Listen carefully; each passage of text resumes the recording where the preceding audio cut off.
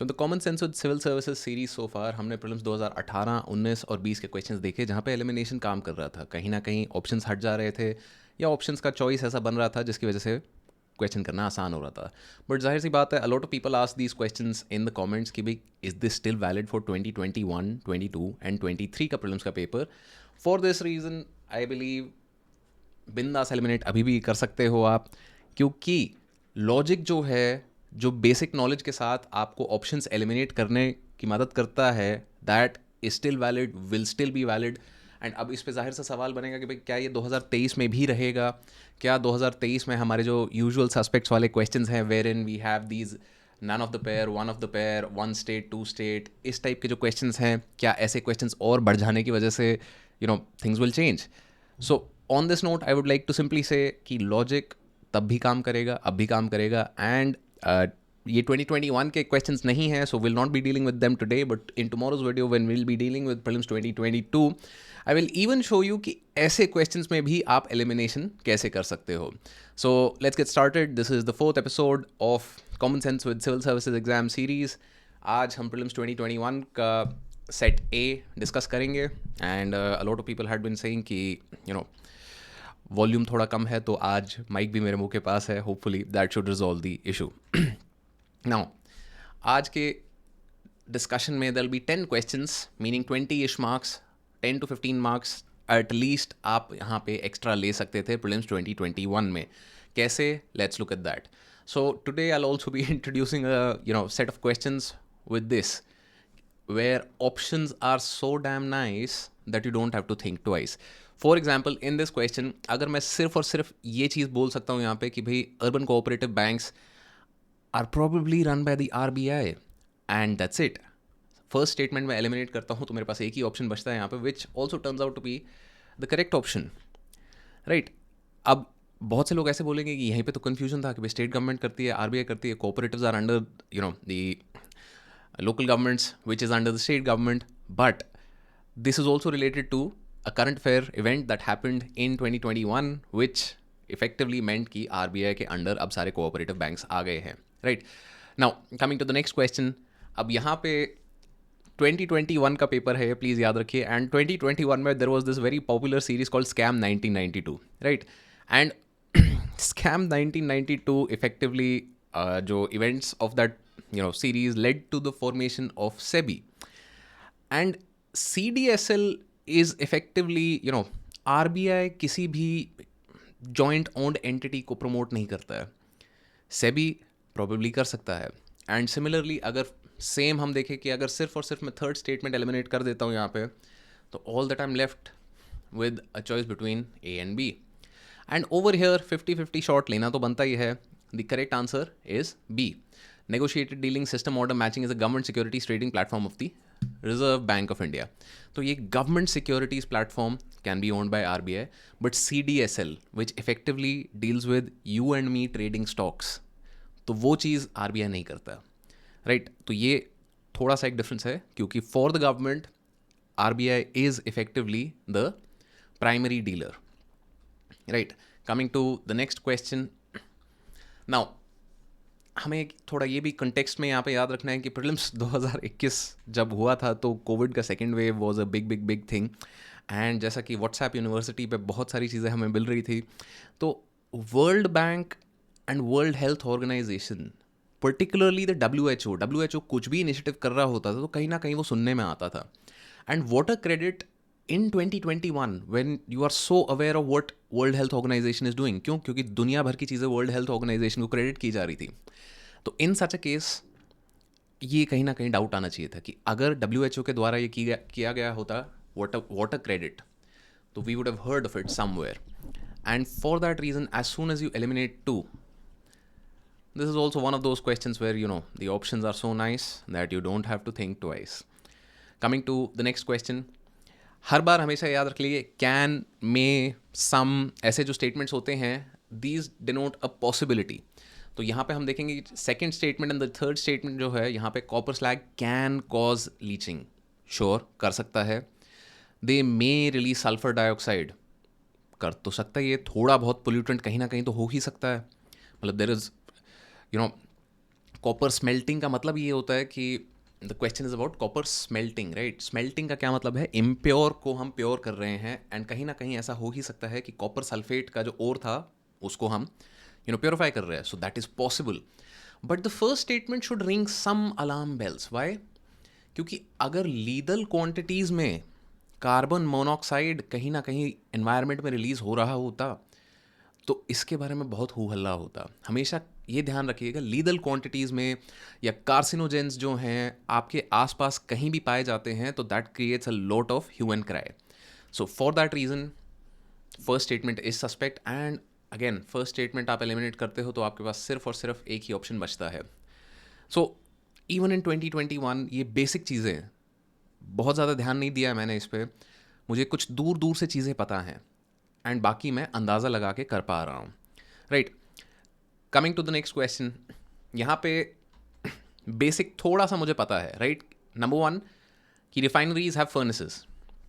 I have two pieces of information. First is that refineries have furnaces, कि तेल की refinery में जो प्रोसेस होती है कहीं ना कहीं फर्नेस का इस्तेमाल होता है। And second, oil has sulphur, कि जो पेट्रोलियम, क्रूड पेट्रोलियम निकलता है उसमें सल्फ़र कंटेंट होता है, क्योंकि ये बहुत बार हमने पढ़ा है कि भाई इंडिया में जो ऑयल पाया जाता है, जो असम में या जहाँ भी पाया, Bombay High, KG basin, it has a lot of sulphur content. तो we know that oil has sulphur, at least इतनी इन्फॉर्मेशन हमारे पास होनी चाहिए। नाउ ऑयल हैज़ सल्फ़र, तो थर्ड स्टेटमेंट तो कायदे से मेरी सही होनी चाहिए। एंड थर्ड स्टेटमेंट, क्योंकि the question refers to furnace oil, consider the following statements. Now let's say I don't even know what furnace oil is, but I know कि oil refineries में furnace होते हैं, तो furnace oil should be related to somehow oil refineries. तो first statement I would preferably want to make as correct, right? Some industries use it to generate power. Now some, कुछ तो कोई तो कर ही सकता है, क्योंकि बहुत सारे ऐसे वेस्ट प्रोडक्ट्स होते हैं इंडस्ट्रीज़ के जो दूसरी इंडस्ट्रीज़ में इस्तेमाल हो रहे होते हैं। So second statement also seems correct. Third statement देखें तो it's use causes sulphur emissions into the environment. Now अंदाज़ा भी अगर लेके चल रहे हैं कि भाई ऑयल जब आप बर्न कर रहे हो तो वो सल्फर रिलीज़ कर रहा है, अगर ऑयल का कोई बाय प्रोडक्ट है तो वो भी सल्फर रिलीज़ करेगा, right. And by that logic we can simply mark all three statements as correct. I get कि एग्ज़ाम में ये चीज़ इतना ढूंढना सोचना कभी कभार मुश्किल हो सकता है, but this is where you have to keep an open mind कि फर्नेस ऑयल अगर मुझे नहीं पता एग्जैक्टली क्या है, and for information if I tell you right now, furnace oil is essentially a by product of the petroleum refining process. तो सारी चीज़ें यहाँ पे सही है, बट अगर मुझे नहीं पता होता फर्नेस ऑयल क्या है तो I can go about it in this particular manner. Now this is again one of those questions where the options are so nice that you don't have to think twice. Now neurodegenerative problems magnetite से होती हैं and generated as environmental pollutants in which of the following? तो अगर microwave within homes are generating magnetite which are causing neurodegenerative problems, तो इतना हो हल्ला होता कि भाई मतलब घर के अंदर माइक्रोवेव कोई रखना बंद कर देते। बहुत सिंपल सी बात है ना ये तो। See brakes in motor vehicles में ऐसी चीज़ हो जाती है कि भाई it is releasing it into the environment, not you are not sitting in your vehicle all the time, तो एक्सपोजर जो है कम है। इंजन में पॉसिबली हो सकता है, बट माइक्रोवेव में जैसे ही होता तो हु हल्ला हो जाता। And that's what you have to then figure out कि अगर मैं बस 3 एलिमिनेट कर दूं यहाँ पे तो there is only one correct option left, and that's all that I have to keep in mind. So coming to the next question, यहाँ पे एक और 64 Yogini temple. Now even if I don't know about 64 Yogini temple, which probably I would not have known क्योंकि generally मैं art and culture and ancient medieval को थोड़ा हल्का ही करके जाता था, बट यहाँ पे एक एक्सट्रीम स्टेटमेंट है which is the second statement. It is the only circular temple built in India. Only. There are millions of temples in India. आप बोल रहे हो कि सिर्फ और सिर्फ एक टेम्पल है ऐसा? It may be the only popular temple which is circular, but ऐसा तो होगा ही नहीं कि भाई ज़ीरो और अदर है, राइट? क्योंकि this was a question that always use to come in my mind जब भी ऐसे बोला जाता है कि भाई पुष्कर में ब्रह्मा जी का टेम्पल है, there is only one and only Brahma temple dedicated to Brahma in India and that's in Pushkar. Then I was like कि भाई ये सर्वे किया किसने? मैं कल को छोटा सा मंदिर बना दूँ, बोलूँ ये ब्रह्मा का मंदिर है, so like what's stopping me? So by that, I can say that statement 2 seems a bit extreme, and just by eliminating statement 2, आप देखोगे there is only one option left, and this is 2021. अभी भी ये elimination tricks काम कर रही हैं. आपको कुछ ही स्टेटमेंट्स पता होनी चाहिए, मुझे और कुछ नहीं पता होना है. And even in the 4 statements given, I've only marked the one statement which seemed extreme. Right मुझे नहीं पता बाकी 64 योगिनी टेम्पल के बारे में, बट वो सिर्फ एक स्टेटमेंट और बाकी ऑप्शंस को अगर मैं देखूँ तो ये क्वेश्चन हो जाता है, दिमाग नहीं लगता. And that is what you have to remember even in 2023. Right now again number 42 पे हम देखें तो Montford reforms granting vote recommended granting voting rights to all the women above the age of 21. Now all the women, this is 1919, मतलब 1919 में world over voting rights ही नहीं थे women के पास. इंडिया में, India is one of the first countries to grant voting rights to women. And in general I think about 14% of the population got voting rights with the Montford reforms. तो all women तो doesn't make sense.